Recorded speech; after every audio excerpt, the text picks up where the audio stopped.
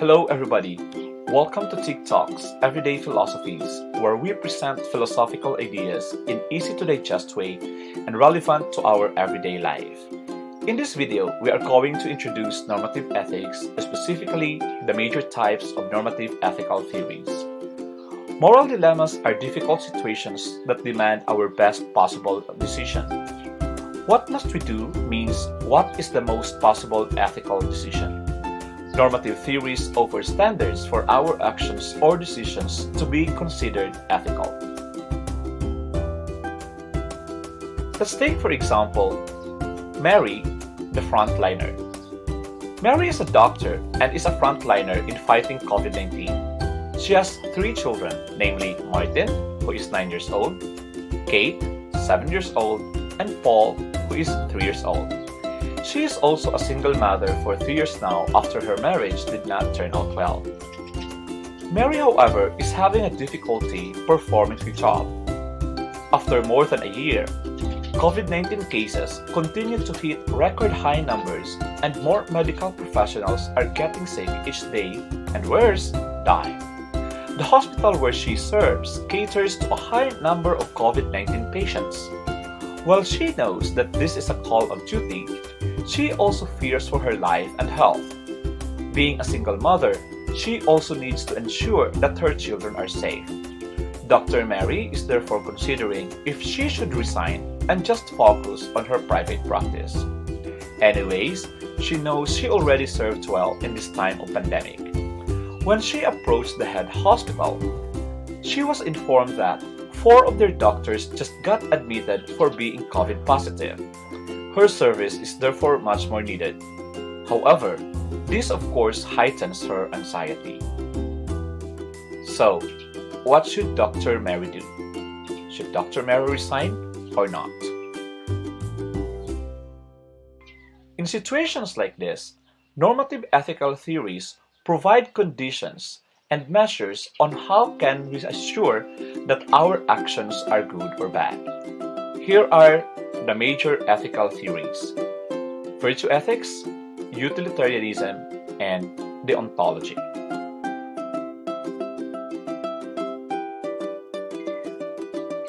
Let's introduce virtue ethics. Virtue ethics is also known as Aristotelian ethics. For Aristotle, it is not the rules that make the human good or bad. Good actions are based on character. Character is attained by habituation. An athlete must practice countless times before he becomes good enough for the Olympics. In the same way, we attain good character by constant practice. You don't become a virtuous person overnight. Every day, you must practice small virtuous acts. The opposite is true also. If you practice the opposite of virtue, which is vice, then you acquire it. What you practice, you acquire. What you don't practice, you lose.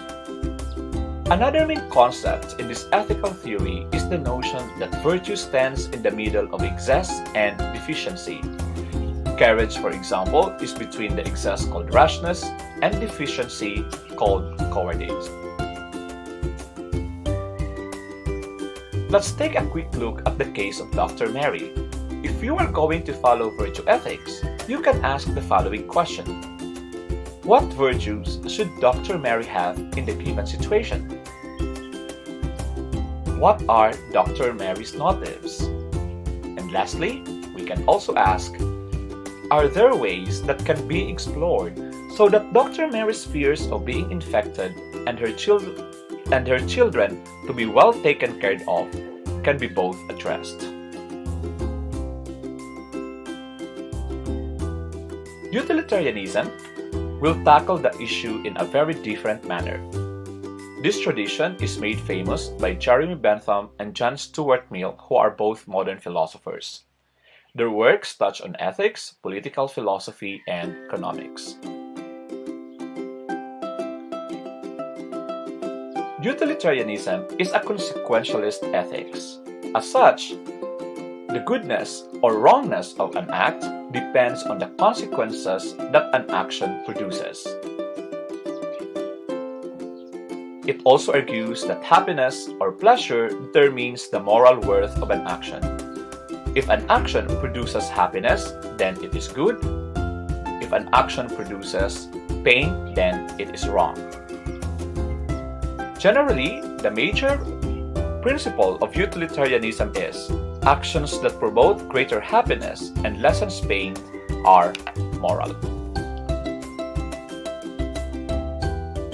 Mary, the frontliner, we can ask, therefore, given this situation, which decision will lead to greater happiness for the greater number of people?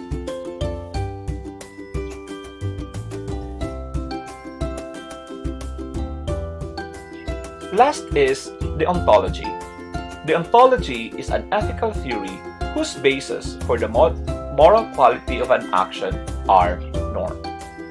Famous for this paradigm is the German modern philosopher Immanuel Kant.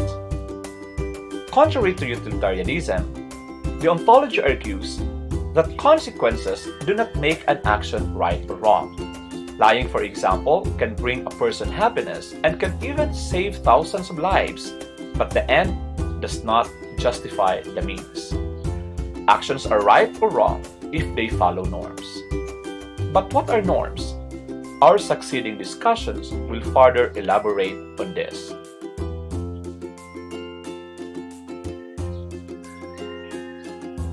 Again, in the case of Dr. Mary the frontliner, we can ask the following questions if we are going to use the perspective or paradigm of deontology. What are the laws governing Dr. Mary's decision? We can also ask, can Mary's decision be made into a universal law? Another question that will be relevant is this: can Dr. Mary just lie to the head of the hospital that her children are sick, so she needs to leave immediately? And lastly, is Dr. Mary free when she makes her decision? Given the situation and the normative theories, which do you think best addresses Dr. Mary's situation and why? Thank you for philosophizing with me. See you in the next Philosophy Take Talks. Thank you very much.